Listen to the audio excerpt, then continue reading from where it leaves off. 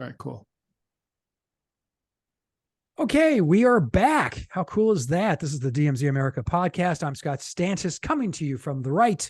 And I'm Ted Rall, coming to you from the left. Well, Ted, once again, I think I told you I had a listener comment on our podcast saying that Scott's got to stop saying, "You're right, Ted." but I love that when you do that.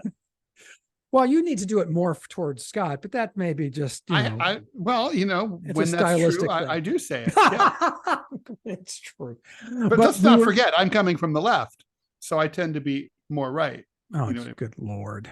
Anyway, I'm going to let that just slide by like a buoy in the night and say that, but what Ted has said and what I have said, but Ted was way ahead of the curve on this, is don't run Joe. And there seems to be now a growing movement, or at least a growing school of thought, don't run Joe Biden, because, I mean, look at the polls. His approval ratings have not budged. They've been, they're at 42%, which is, that's actually great. A little high for him. I mean, it's been, but your point is taken. It hasn't really moved between 39 and 42. Yeah, nothing moves on this guy. He has not. And I teach a course I just started teaching at the University of Alabama at Birmingham. And as just as an exercise talking politics, I asked how many of you, and these are students, college age students, want Joe Biden to be your nominee, and not a single hand went up. Now, wow. Would they vote for him over Donald Trump? Of course. Yeah. Most of them would. Even in Alabama. Even in Alabama, but these are college kids, and many of them not necessarily from Alabama even. Mm-hmm. And the people always forget, Alabama is tied with Mississippi as the most Republican state in the United States. However, it typically goes in presidential elections 60-40 in favor of the Republicans. 40% is not nothing. You know what I mean? Right. So there are a sizable number of liberal Democrats in Alabama. Well, and also, you have urban areas now which are growing, especially up in Huntsville, where they have the Space and Rocket Center. They have the Redstone Arsenal. So that's growing. That's exploding up there. It's a boom town. It's going to become the Austin of Alabama, probably the Austin of the Southeast. Birmingham, of course, then you have Montgomery, and then Mobile. All of that being said, so you're right, Ted. That I think you're going to see more and more Democratic voters here. But for the time being, yeah, Alabama is overwhelmingly a red state. But what we're hearing from the press, in fact, our friend who was on this show last week, or a week before rather, Charles Lipson, professor emeritus at the University of Chicago, and a political commentator and writer for things like Real Clear Politics and for The Spectator, wrote yesterday that Joe shouldn't run. But he's not alone, Ted. There's more and more commentators and mainstream commentators who are starting to think, should he run? What if he doesn't run? What should happen? And it's becoming an interesting conversation. Now, what I want to get from you is, first of all, should he run? And I think we all already know the answer because we've heard from you. And if he doesn't run, what should happen and what will happen? If he doesn't run. Okay, so I don't. First and foremost, should he run? No, because there's so many doubts there's so many doubts across the electorate, both among Democrats, Republicans, and also among independents, about whether most Americans think he's too old. And you can say that's not fair, but whether it's fair or not, they think that. So I jump in real quick and say that I'm one of them. And I wouldn't. His cognitive skills, I'm sorry, they're GONE. They're out the door. He cannot function in a job that demands so much of someone who even has top-notch functionality. So, yes. Okay. It would be tough. It would be tough for you or me. And the point is that so I think Joe Biden is too fucking, the American people think he's too fucking old. And so there's going to be at best a major enthusiasm gap. Also, he hasn't had an impressive presidency. He has succeeded largely in not being named Donald Trump, which is why he was elected. But the reason he was elected was as a caretaker to set the Democrats up for a younger generation to take over. And he has refused to do that. He has not groomed a successor. Even Fidel Castro groomed a successor. Biden apparently is no Fidel Castro. And so, so now, so no, he shouldn't run, because he's more likely than most other leading Democrats to lose to Donald Trump. That's why. And so, but let's just say he doesn't run, then the question is, when does that happen? If it happens soon, let's say before the beginning of the, let's say, I know he's not participating in this, but let's say before the Iowa caucuses. So if it happens this calendar year, then that opens up the primaries. It's not going to just be RFK Jr. versus Marianne Williamson. There will be other figures like Gavin Newsom who will enter the race. And then we'll have an open primary. The DNC will no doubt have a preferred candidate, probably Gavin Newsom. But the point is, that's how that'll play out. If the other way it could play out, and we've discussed this, Rena Shah, our fellow contributor at Center Clip, posited this theory, and I like it quite a lot, enough that I've been repeating it a lot, that Biden is a placeholder. He goes to the convention, he passes the torch to a new generation, whether that's Harris or someone else. He decides he says, I can't do it after I tried to, I wanted to, I'm just too tired. I can't do it. So I'm going to pass, but here's my anointed successor. Please vote for her or for him. That's what I think happens. What do you think? I think that theory is fantastic. I mean, think about the drama, Ted. Think how brilliant it is. I mean, I know it's coming from a Center Clip commentator, but it just makes, I mean, that would be so dramatic. I mean, and cynical and anti-small d Democratic. Yeah, but it's also, the drama is so extreme on that. I love it. I mean, I just love that if he came up, waddles up to the podium and says, yeah, by Jiminy, I can't do it. I don't know why he's talking like an old hillbilly, but there it is. That's what happens when you get to be 80.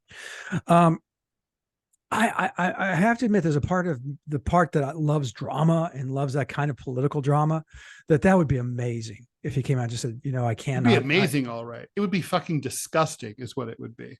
You think? I mean, it's totally like, fuck the voters, fuck the Democratic voters. They don't get to choose. I mean, it's like, this is when do they it's ever? A monarchy. Come on, seriously. You know that from 2016, your buddy Bernie should have been the nominee. True.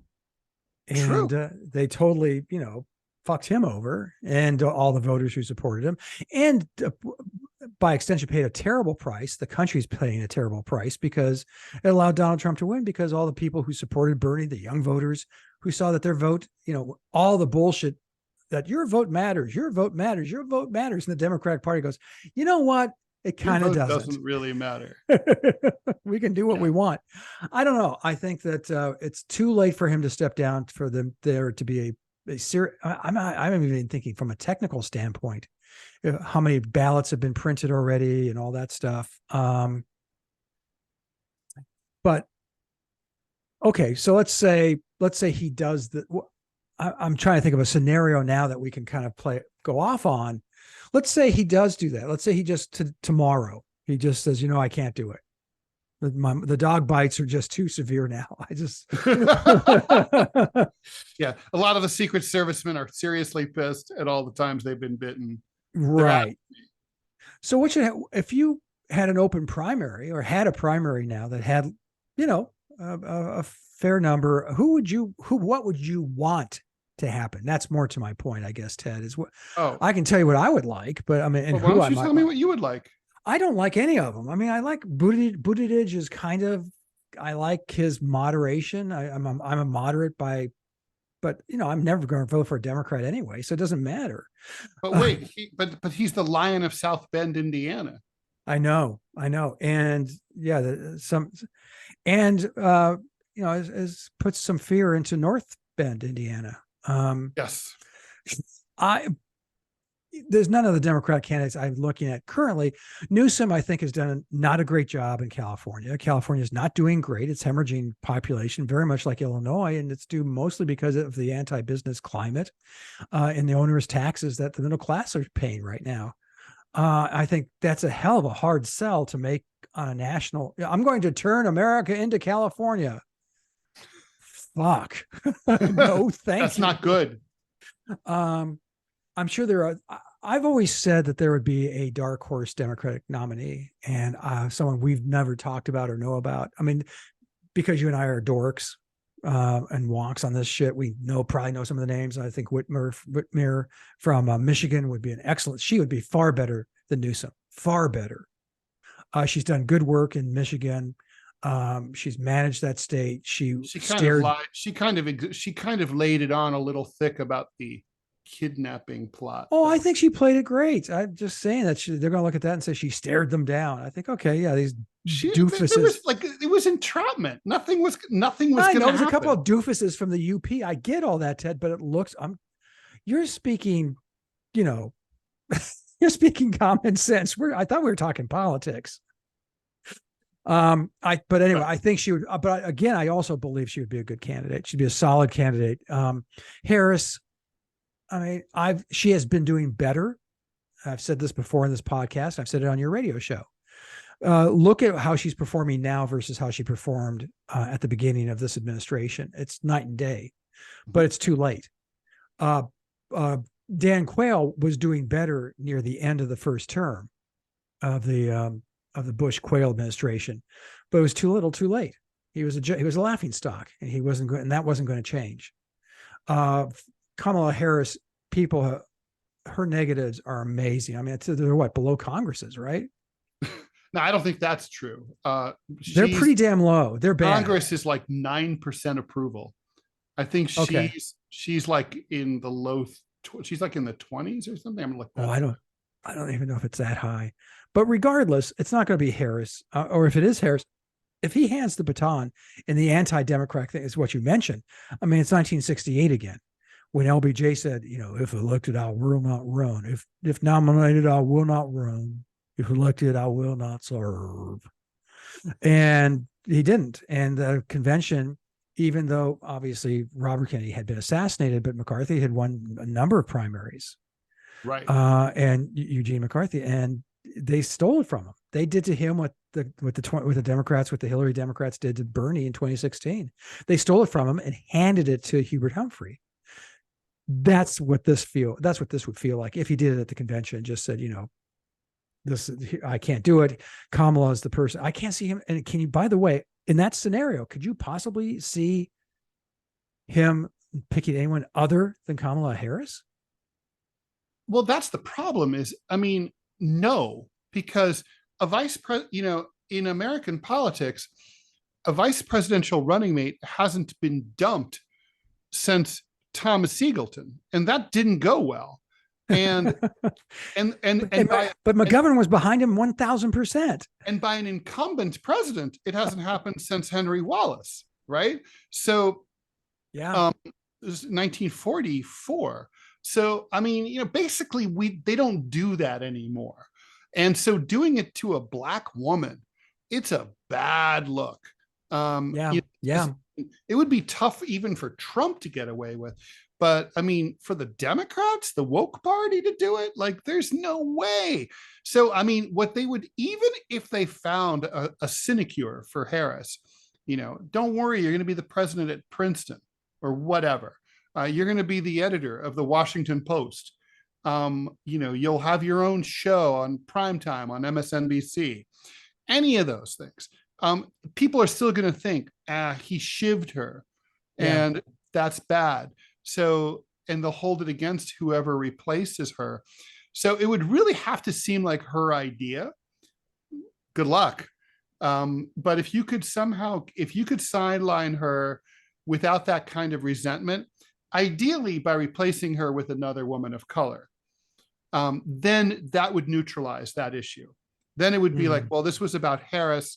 It wasn't like about replacing a woman of color with like a white guy.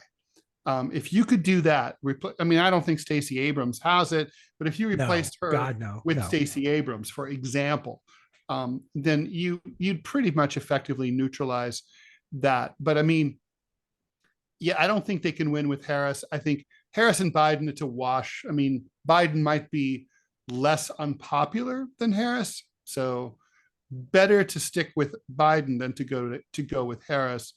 But I mean, what I want to see happen really is for Biden to this afternoon say, what the fuck was I thinking? Holy shit. What is wrong with you people? Why didn't you tell me not to do this? And Yeah. like, and then, you know, step aside. And I want the DNC to keep their thumbs off the scale and let the process play out. I mean, you and I both know that's not going to, neither of those things is going to happen. The political digital world is going ape shit because your buddy Bernie Sanders is giving a speech in New Hampshire. I know you and I talked about this off the air, but do you I mean, do you see anything there? Is he thinking about it again, or is this just Bernie going to New Hampshire? Which no, is Bernie has decided presidential politics are not for him anymore. He's an elder statesman of the party. He thinks he's too old to run. He obviously knows that he won't be allowed to run. This is about being a good soldier on behalf of Biden. Now, one thing that's going on up there in New Hampshire that's actually really interesting is behind the scenes, the New Hampshire Secretary of State is giving serious consideration to invoking the 14th Amendment to take Donald Trump off the ballot on the Republican primaries there in New Hampshire. So there might be some skullduggery going on there in New Hampshire. Wait, what 14th Amendment? How does that apply to? Well, there's this, I don't know if you saw that there's been a lot of discussion sort of percolating about in some editorial pages, basically saying the 14th Amendment says that if you participate in an insurrection or a rebellion, you can't run for high office. You can't be a government employee. And so there's an argument that applies to Trump because of January 6th. Oh, okay. Well, it now, would. The question is who would have standing to sue to prevent that? Well, Secretary of State would have of New Hampshire would have some standing in New Hampshire. Wow. Could you imagine him not being on the ballot in New Hampshire? That would be catastrophic. I do think it would be fundamentally anti-democratic. Already there's been major election interference with these charges in all these jurisdictions. I mean, literally, he faces the Georgia claims are going to take place one day before Super Tuesday is when his trial begins. The Jean Carroll thing takes place on the day of the New Hampshire primary. I mean, really? Just a coincidence, man. Just a coincidence. Just a coincidence. Nothing to see here. Well, okay. So no, Joe, you haven't really answered the question if there's anyone that you like. Well, there's no one in the mainstream Democratic Party right now who I like. If the election were held tomorrow, I would be willing to vote for Dr. Cornel West, even though he's not as far left as I would like. But then few are. Oh my God, he's not too far. I got to tell you, Ted, I've just done I'm more and more mentioning it in my comic strips and in podcasts and about third-party candidates, and the vitriol that hits me, and I know that you've experienced the same thing, has been remarkable and really over the top. You just want Donald Trump to win. I go, no, I don't want Donald Trump to win. Well, why? They want to elect. By the way, you know who wants Donald Trump to win? People who support Biden, because literally Biden is the most likely candidate to lose to Donald Trump. You know, pick any random person off the street. They're more likely to win than Biden. Yeah, I think you're right. Trump is showing some energy. If you've been watching some of his appearances, and some of the left-wing press has been saying he seemed to have lacked some energy in his recent appearances. I watched them. I go, what the fuck are you talking about? It's the same. It's the exact same level that we had in 2016, that we had in 2020. That really hasn't appreciably changed, which is kind of remarkable for a dude who's 77. Yeah. No, he's like manic, but he's energetic, no Yeah. question. Yeah, but it's the same level that he's always maintained. Joe Biden is not, you can't say the same. You just can't say the same. Anyway, well, okay, so there's no one in the I've been mentioning no. I mean, there's no Republican. No, God, no. I mean, what, Nikki Haley still not on Team Nikki, Haley? well, if by some weird quirk got the nomination, then I'd probably revisit that. And seriously, of the other candidates, no, they're all a bunch of buffoons and really have nothing to recommend them as far as I'm concerned. I wish there was I just wish there was Republicans who were actually talking about policy, who were saying that, listen, and had the cojones. Chris Christie's trying out for his own show on MSNBC. So clearly, but someone who really did say, listen, this has been bad. There are other ways to go about this. There are other candidates and other things to do here. And we need to kind of retool the Republican Party to be what it used to be, which was a conservative party and all the conservative principles that implies. In the Libertarian Party now, I just was looking at them the other day, and there's a ton of candidates now vying for that nomination. I guess I should have run, is what I'm saying. Stantis now more than not before. Too late. Yeah, I would bet even a third party run would be exhausting and just suck every molecule of oxygen out of your life for a year. I know that Gary Johnson, who was probably the most viable candidate they had, that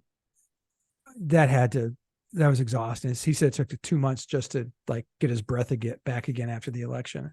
And so I'm looking at the slate, and it's just so many of them. And so you might imagine they're libertarians, so they're kind of, a little kooky, some of them. Yeah. But they're known to happen.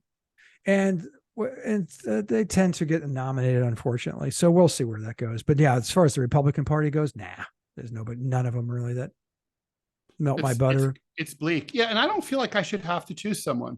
If there's no one good, there's no one good. I accept that. I'm good with that. Right now if I had to vote, I would vote for Cornel West. Yeah, no, I think, and that makes all the sense in the world.